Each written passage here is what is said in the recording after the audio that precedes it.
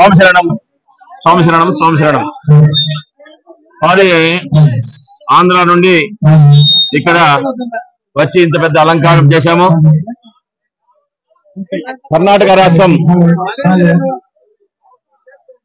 ముల్బాగిల్ తాలూకా వల్ల గ్రామంలో గ్రామ పెద్దలు మాల ధరించిన అయ్యప్పలందరూ చేరి మమ్మల్ని ఇక్కడికి ఆహ్వానించి ఇంత పెద్ద అలంకారాన్ని ఖర్చుకు పాల్మారకుండా మాకు ఈ అవకాశాన్ని కల్పించి ఇంతమంది అయ్యప్ప స్వాములను ఇక్కడ పిలిపించి బ్రహ్మాండంగా అయ్యప్ప పూజా కార్యక్రమాన్ని కూడా సిస్టమేటిక్ గా అనేక నియమ నిష్ఠాలతో కరెక్ట్ పద్ధతిలో స్వామివారి పూజా కార్యక్రమాన్ని కూడా ముగించి ఇప్పుడు అన్నదాన కార్యక్రమానికి ఏర్పాటు చేసినారు. 41 రోజు మాల ధరించిన వారికి ఈ యొక్క దీక్షా విధానంలో అనేకమైన లాభాలు ఉన్నాయి. అవి కొంతమంది అసౌకర్యం వల్ల తక్కువ రోజులు వేసే వారికి ఇది వర్తించదు. పూర్తి స్థాయిలో 41 రోజు మాలధారణ ధరించి 42వ రోజు ఇరుముడి కట్టి శబరిమల యాత్ర చేసి తిరిగి వచ్చి స్వగ్రామంలో మాల విసర్జన చేసిన తర్వాత పూర్తి ఫలితాలు ఉంటాయి. అందరూ గమనించి ఎక్కడ గాని తక్కువ రోజులు లేకుండా 41 రోజు మండల దీక్ష చేసేదానికి అందరూ ప్రయత్నించాలని ఈ సందర్భంగా అందరికీ నేను మనవి చేస్తున్నాను. స్వామి శరణం స్వామి శరణమయ్యప్ప.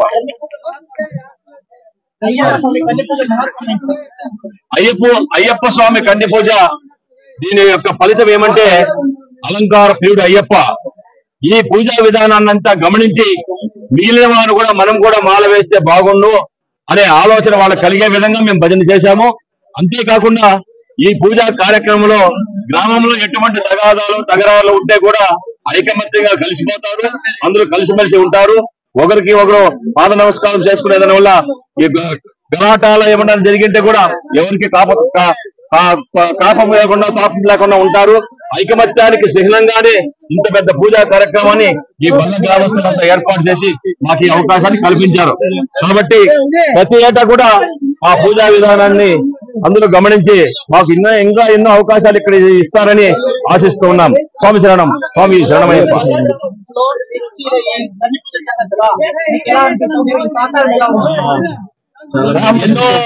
మేము కర్ణాటకలో ఎక్కువ పూజలు చేశాము. బంగారుపేట బెంగళూరు మహానగరంలో కూడా ఎన్నో పూజా కార్యక్రమాలు చేశాము.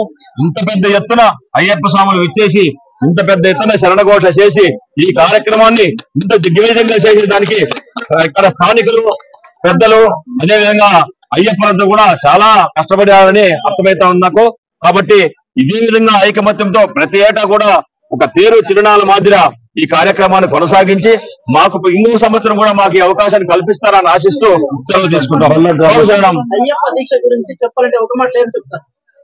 అయ్యప్ప దీక్ష ఒక్క మాటలో చెప్పాలంటే అయ్యప్ప మాల ధరించిన వారికి ఎటువంటి కష్టమో ఉండదు.